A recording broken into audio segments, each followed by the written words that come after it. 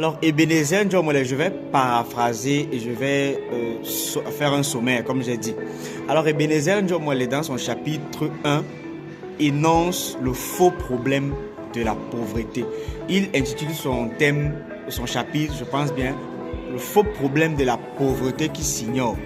En fait, ici, Ebenezer Ndjomwele essaye d'illustrer avec quelques exemples, avec quelques faits, ce que l'on entend par pauvreté et le problème véritable qui cause la pauvreté en fait en Afrique. Parce qu'il faut comprendre que l'œuvre de la médiocrité à l'excellence d'Ebenezer Ndjomwele s'intéresse beaucoup plus à l'Afrique.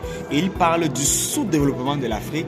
Il énumère les causes du sous-développement en Afrique et éventuellement, il propose son esquisse, ses solutions à lui en tant que philosophe, des solutions qui peuvent permettre à l'Afrique de se développer et de s'émanciper. Donc ici au chapitre 1, il nous parle du faux problème de pauvreté qui s'ignore. Il nous parle des formes d'appauvrissement, Ebenezer Ndjomwele.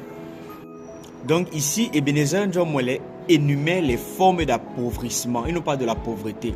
Il nous dit qu'en réalité, l'Africain sous-développé cherche à se battre pour s'enrichir. Lui, il se bat contre la pauvreté, alors qu'il devrait plutôt se battre pour sa libération. Il devrait se battre pour sa liberté, parce que Ebenezer Ndjomwele sous-entend, ou bien lui, selon lui, l'Africain n'est pas libre en fait, que l'Africain est embrigadé, que l'Africain sous-développé, je précise, parce qu'il parle de l'Africain sous-développé. L'Africain sous-développé est ignorant, selon Ebenezer Ndjomwele. Donc, il nous dit ici que l'Africain devrait plutôt se battre pour sa liberté et non se battre pour son enrichissement. Et ici, il nous fait comprendre que chaque homme est riche individuellement.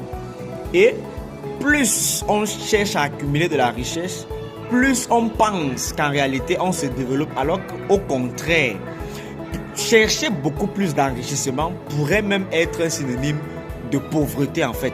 Qu'en réalité, l'homme devrait plutôt chercher à se développer individuellement. Ça veut dire que si, voici le paradoxe d'Ebenezer Ndjomwele. Si chaque homme est développé, alors toute l'Afrique sera développée.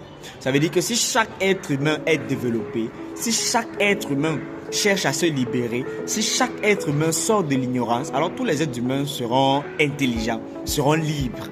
Donc, c'est en quelque sorte de quoi le chapitre 1 de l'œuvre de la médiocrité à l'excellence d'Ebenezer Ndjomwele parle.